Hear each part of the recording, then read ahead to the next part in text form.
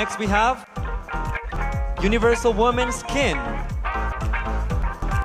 And the special award goes to It's For You, Universal Woman. Now 2204, your pageant vlogger host. Subscribe. Magandang araw Pilipinas and good day pageant lovers. Good news dahil narito na naman po tayo sa isang mainit na balita mula sa international pageantry scene mula mismo sa Jaipur, India, kung saan ginaganap ang Miss Universal Women 2025, the preliminary competition. May magandang balita para sa ating pambato. Congratulations sa ating Universal Women Philippines 2025, Jasmine Omay.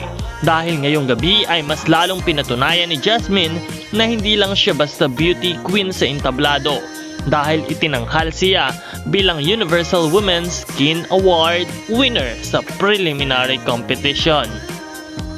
Ang award na ito ay ibinigay sa kandidatang may standout beauty at flawless skin na tunay na namumukod tangi sa lahat. Ibig sabihin, hindi lamang siya napansin ng mga hurado sa kanyang ganda at presentasyon, kundi pati na rin sa kanyang kabuuang aura na kumikinang sa international stage. Matapos ang matitinding laban sa swimsuit at evening gown segment, idinagdag pa natin ang panalo ni Jasmine sa special award na ito. Mas lalo nitong pinatatag ang kanyang kampanya para sa finals night. Malakas ang laban ng Pilipinas at mukhang may magandang tsansa tayo na maiuwi ang corona ngayong taon. Pang back-to-back natin ito sa Miss Universal Women 2025 dahil tayo nga ang nakauwi ng corona noong nakaraang taon with Maria Gigante.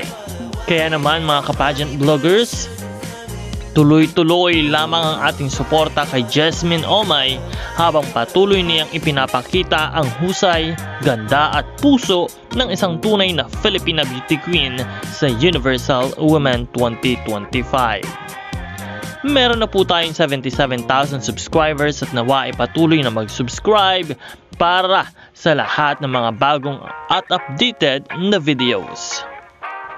This is Nel2204, your pageant vlogger host, at patuloy po tayong makakaasa na patuloy tayong magbibigay ng mga updates at mga bagong balita sa lahat ng ating mga Filipina beauty queen.